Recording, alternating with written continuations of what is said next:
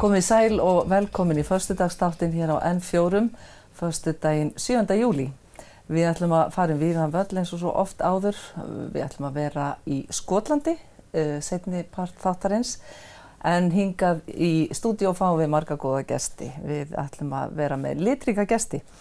Við erum að fara að tala hérna hvernig það að vera 17 ára í dag og við ætlum að spá í hvað sjamanismi og svo ætlum við að fá svolítið upplýsingar Color Run sem fer fram hér á Akureyri á morgun.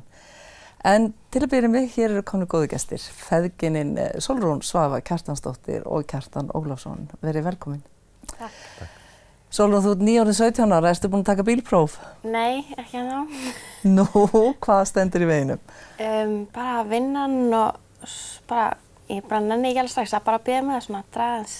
Er það ekkert mál að bíða? Já, það er ekkert mál. Það er bara aðeins latari við að klára ökuskólann og bóka mér próf, en þetta er bara svona...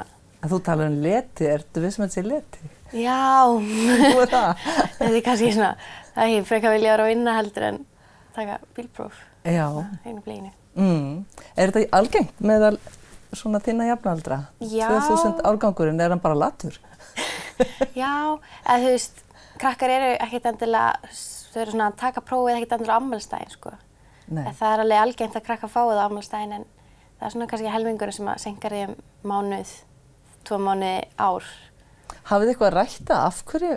Nei, það er bara svona gefið eitthvað, það er bara það sem að fólk vill, skilur. Kjartan, hvenær fékkst þú bílprófið? Ég fékk það, held ég, svona 2 dögum eftir afmælisdaginn minn. Ég var náttúrulega alltaf pínuskrítinn, sko, en það var náttúrulega eiginlega reglan þá, allavega svona í minningunni, að fólk fékk bílprófið á afmælisdaginn. Helst, sko, var að taka prófið einhverjum dögum áður og geta fengið skírteinið á afmælisdaginn. Svona þeir hörðustu fóru bara strax held ég á miðnætti, ég held að það hafi verið hægt, sko, að fara á miðnætti á lögreglustöðina og fá skírteinið afhent þar og geta farið á rúndinn. Það var mikið mál. Af hverju heldur þú? Nú ert þú lektor í háskólanum hérna á... Nei, jú, þú ert lektor, er það ekki? Ég ætla að fara að segja dósendi, það er allt annað. En þú ert mikið að rannsaka einmitt bara líf ungsfólks, barna og unglinga út allan heim. Er einhverja rannsóknir á því hvað er að gerast? Ekki kannski hvað þetta sérstaklega, hins vegar en maður kannski reynir að tengja þetta við einhverja svona almenna samfélagsþróun, þá eru nokkrir hlutir sem að geta skýrt þessa breytingu. Í fyrsta lagi kannski það að börn eru lengur börn, þau fara aðeins seinna svona út á vinnumarkaðinn, verða seinna fullir þátttakendur á vinnumarkaðinum, allavega á sama hátt eins og var þegar ég var ungur.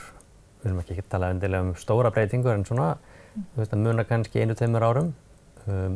Síðan getum við tengt þetta líka svona menningarlegum þáttum, að það er bara það að eiga bíl, keyra bíl er kannski ekki eins ríkur þáttur í menningu ungs fólks eins og það var fyrir kannski 20 árum síðan. Ekki þar fyrir að mörgum ungu fólki finnst náttúrulega eftirsóknarvert að eiga bíl og hafa þetta viðbótar frelsi sem að því fylgir, en ungt fólk í dag virðist leggja áherslu á aðeins aðra hluti. Og svo er náttúrulega þessi líka bara praktísku hlutir eins og Sólrún var að benda á að þau hafa mörg hver mjög mikið að gera og stytting framhaldsskólans, hún svona hefur fækkað aðeins hérna klukkutímunum í sólarhringnum. Þannig að þegar þetta kemur saman þá kannski verður þessi heildaráhrif að það eru aðeins færri sem að taka bílpróf á þessum tímapunkti. Þetta var hann að vekja athygli á í vikunni formaður Kennarafélags Íslands og hann nefndi það einmitt sem ástæðu stytting framhaldsskólans og álag á krakkana sem að við höfum svo sem verið að heyra í vetur og nú varst þú að ljúka til dæmis fyrsta ári í menntaskólanum á Akureyri, Sólrún. Þú hefur þetta ekki í samanburð, en hvernig var þetta ár? Fannst þér mikið álag á þér? Seinasta önnin, og mamma og pabbi geta alveg staðfest að var mjög svona andlegt álag. Þetta bara, pressan í skólanum er fáránlega mikil, sko. Og þótt að þú veist, maður finnur að skólinn vilji gera eitthvað, þá býður bara ekki menntakerfið upp á það svigrúm að breyta það í augnablikinu. Og það er svona, það kemur ofan á það skilur að ef ég hefði átt afmæli í mars þá hefði ég örugglega ekki verið búin að taka bílprófið mitt sko. Nei. Af því að ég hefði bara ekki verið í andlegu bara standi til að taka það sko. Nei. Hvernig pressa þetta? Finnst þér, það bara of mikið nám á of stuttum tíma eða? Já, bæði það og þessi, þú veist, það er búin að vera auknast með árunum aukin pressa til að ganga vel í skóla. Að þú veist, ganga vel í menntaskóla, taka háskóla og allt það. Þannig að það er svona þegar þú bætir pressuna að vera góður námsmaður og þessi aukin náms, þú veist, það er svona að læra meira, sko. Það er náttúrulega bara næstu ógerlegt, sko. En eitt er þetta álag sem þið hafi verið undir í skólanum, en hvað með bara samfélagsmiðlana? Taka þeir ekki dálítinn tíma? Persónulega finnst mér samfélagsmiðlar ekki eins mikið vandamál og fólk vill halda. Þú veist, mér finnst ég fara þú veist, á Instagram og Snapchat bara svona til að fá pínu svona, ef maður slettir sem að bara svona escape.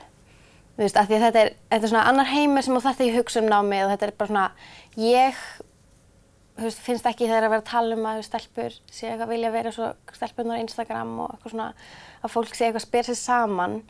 Mér finn ekki fyrir því, ég get ekki talað fyrir aðra en þú veist, mér finnst einmitt þessi bara pressa sem kemur frá samfélaginu að standa sig vel, vera bara þú veist, virku þátttakandi í samfélaginu, þú veist, á vinnumarkaðnum, í skólanum er miklu meir pressa heldur en samfélagsmiðlar.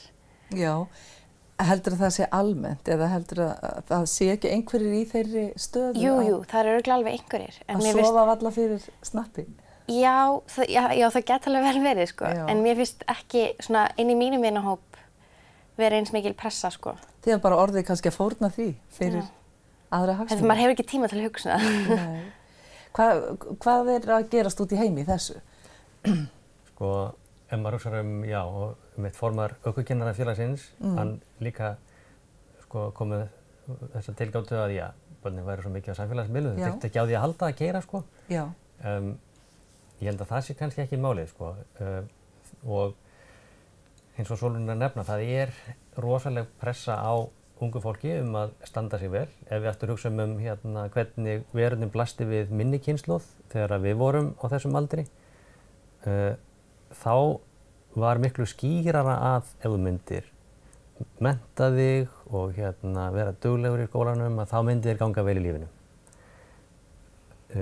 Og það var kannski svona augljósara að við myndum hafa það betra en foreldrar okkar. En þetta er ekki jafn skýrt fyrir kynslóðinni sem er að vaxa upp í dag. Það eru ekki eins mörg tækifæri fyrir ungt fólk núna eins og var þegar ég var aðalast upp og vaks úr grasi. Það er klárlega talsverð pressa á þeim öllum að standa sig vel í skóla og menn hafa verið að reyna að tengja svona notkun á samfélagsmiðlum við kvíða og þunglindi hjá ungu fólki og jafnvel stelpum sérstaklega. Og ég er ekki alveg sannfærður um það fylgnisamband sko. Það er því að við horfum bara á hvað við sem samfélagi erum að gera kröfum að þetta unga fólk geri, þá er það talsvert mikið sko. Þau eiga að standa sig vel á öllum sviðum og það er jafnvel ekki svona eins klárt að þó að þau leggi mikið á sig og vinni vel, að þá munu þau fá sömu tækifæri eins og við áttum til þess að fá góð störf og koma yfir okkur þakki og svo framvegis. Erum við kannski svolítið að undirbúa þau fyrir okkar fortíð en ekki þeirra framtíð? Að sömu leyti sko og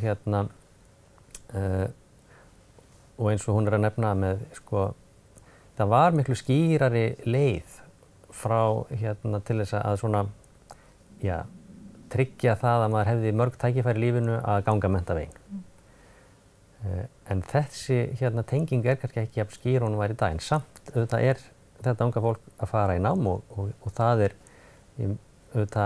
ég ráðlegg öllum að mennta sig, en tengingin á milli þess að ef þú ert duglegur í skólanum og leggur mikið á þig, að það munið farnast verið í lífinum, hún er kannski ekki jafn skýr og hún var fyrir einhverjum árum síðan. Upplifir þú þetta líka svona? Já, þetta er bara svona, þú ferð í grunnskóla, klárar hann, ferð í menntaskóla og síðan ferð í háskóla. Og það er allir að tala um það bara í fyrsta bekk, ég veit ekki hvað ég ætla að læra en ég ætla í háskóla. Þetta er bara eitthvað svona sem er orðið bara þannig að þetta er svo að því að mamma og pabbi eru menntuð þá er ég bara svona, já, ég verði eiginlega að gera þetta. Og mér langar að gera þetta, þú veist, ég vil fara, en þú veist, þótt maður veit ekki hvað maður vill gera. Þetta er bara svona, þetta er orðið bara svona fast inn samfélagi. En síðan var líka, þú veist, að hugsa eins og með, þú veist, að því að það er alltaf að setja press á stelpur að líta vel út. Síðan líka, þú veist, sú stereotýpa að stelpur séu rosa klárar. Og þú veist, og ég fann fyrir því, alveg í vetur og maður bara svona, þú veist, hvað fyrst á prófinu? Og maður bara svona, já, ég fekk, þú veist, þetta og bara, nú, ég held að myndi fá herra. Það er svona, að því að maður svona, þegar maður fylgist með í tíma en kannski, þú veist, kannski er ekki að, þú veist, annan fatta samt fæið, þá getur maður alveg fengið svona tilbaka, maður svona, ó, samt stelpa, af hverju ekki svona klár? Já, þetta er áhugaverður punktur. En gaman að fá ykkur og ég ætla nú bara að vita hvenær ætlar að bjóða pabba þínum á rúndinn. Það er góð spenning, kannski eftir svona... Engin pressa. 2 vikur eitthvað. Já. Vonandi. Já. Hún er búin að segja það áður, sko. Já. Þannig að þetta er alveg slagt hjá ykkur. Gaman að fá okkur og takk fyrir að svona beina sjónum okkar svolítið að þessu máli. Við höldum áfram hér og fáum á eftir Valgerði H. Bjarnadóttur og hún ætlar að segja okkur eitthvað um sjamanisma meðal annars.